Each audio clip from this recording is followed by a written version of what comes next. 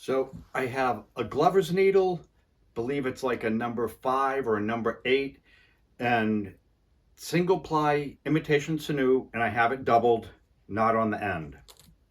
This is the front of the shirt.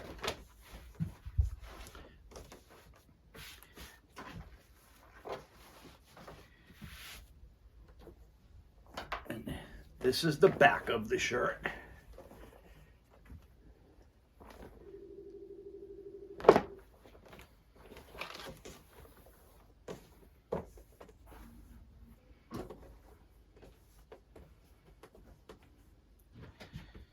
This is the front of the shirt. This is the back. Here's the two shoulder seams, and my pen mark lines up, so I know that it's correct.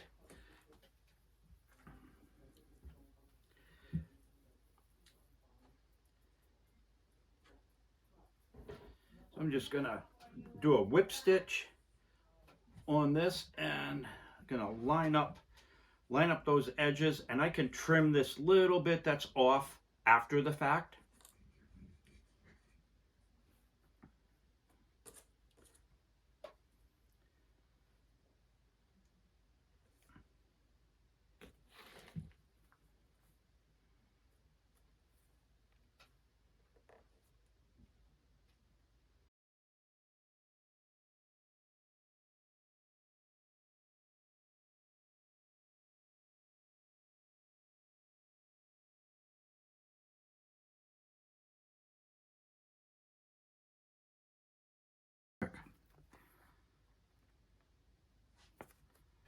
I have both shoulder seams sewn up, haven't sewn the arms on yet. Let's see if it fits. So this is the front.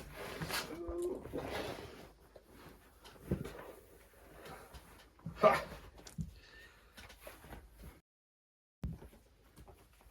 So the next step is to attach the sleeves. So I have the front and the back sewn together. This is the left sleeve because I wrote L and L, and that was important. When I constructed the other shirt, I did not do that, and I sewed the left sleeve onto the right sleeve and the right sleeve onto the left sleeve, and my arms were like this. So that little bit helps you in the long run, because then I had to cut it off, do all that work all over again. So that's a big help, and it's on the inside. You'll never see it. And so now to match up the lines that we used that we marked the shirt.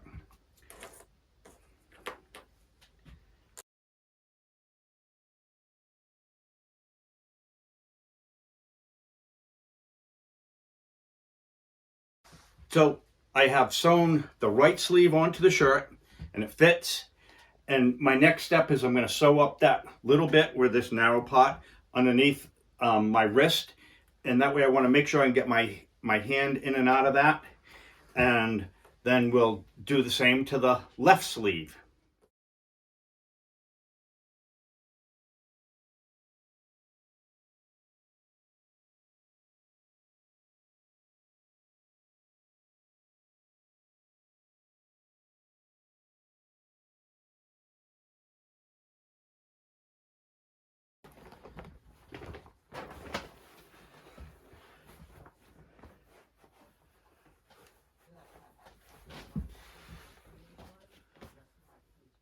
I finished sewing the sleeves to the body of the shirt, over the shoulder and around. And now I put it back on the mannequin, and I'm gonna address underneath the arm, put a couple of ties like this shirt here. So a couple of ties underneath the arm, and then ties underneath the, down the sides. And this shirt I have 3 ties, and when we cut this shirt out on the table, I left all that leather on the side. So I'm going to kind of straighten it out, make a nice straight line down the front and the back. And then here's that sleeve that we're going to put those ties in through here.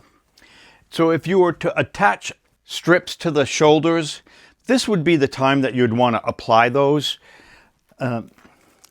That way you can still lay the shirt flat, you can open it up, you get your hand inside easily. And if you sew up the arm and down the side, you'll have a difficult time. So this would be that time that you want to apply these strips. You can certainly add the bib afterwards. And here's an old bib. And so I would be attaching it here and here to this part of the shirt, applying that strip in place.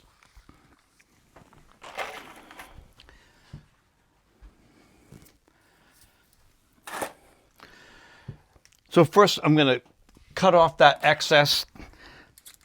I have marks on the inside from when I laid the shirt cutout pattern on top of the leather. I have 2 marks on the inside, and I'm just going to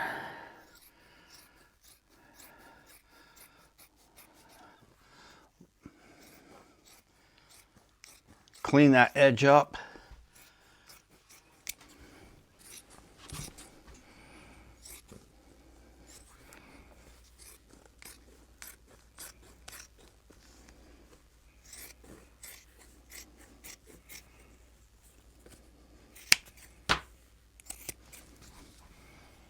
I'm going to take an awl.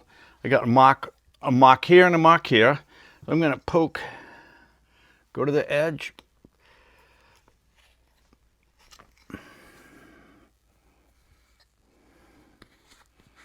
And I'm about, half inch from the side in.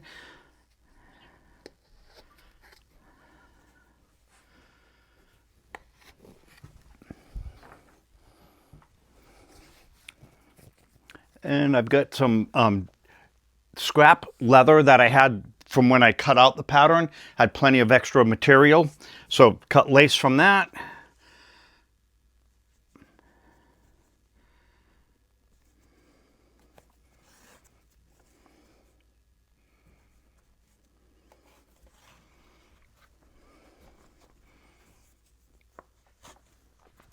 And by tying up the sides, it's an earlier style. Later they were very finely tailored and sewn up the sides. So by tying it, you can, if we expand over time, the shirt can also expand.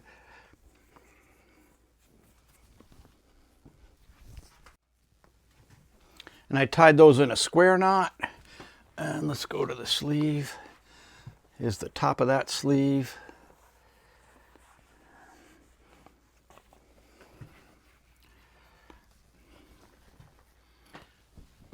So I've slid my awl through both the front and the back sleeve. That way that hole lines up perfectly. Cut my lace to a point.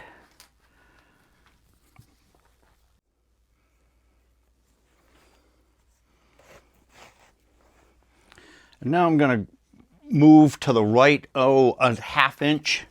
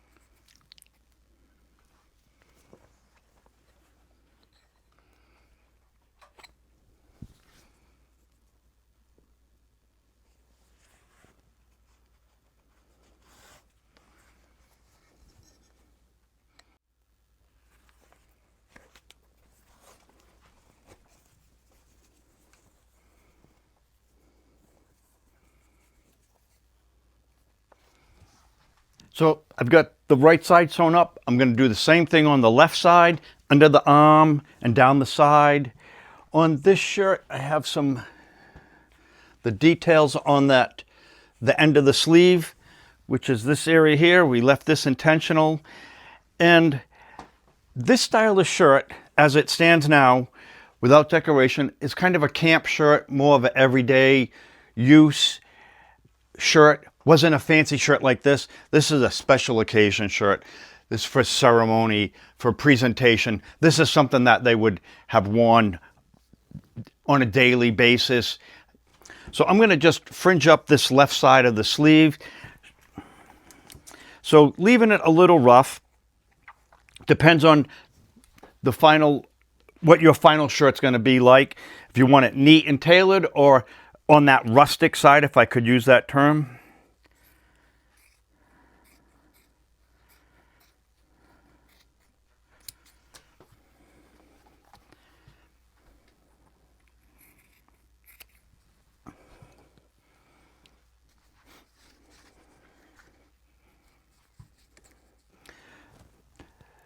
So I'm just theoretically going to fringe both sides of the tab and then right up across the wrist, and little tiny 1/2 inch long cut fringe.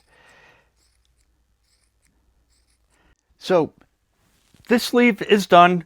I've fringed those tabs hanging down, and on the website we have a large variety of videos on beadwork, on quill work, on wrapping your ermine, the little red wool at the top. So we have the ermine skins, we have the wool, we have the beads, we quill, powdered pigment paint, and there's my little test strip. And with the powdered paint mixed with water or egg whites, water and Elmer's glue, will make it permanent. You could also just apply the paint without the glue or the egg, and you dry rub it on, but that paint will just continue to flake off over time, and eventually it will stop shedding paint and give you a nice finish. So really depends on your end project, but we have a variety of paint.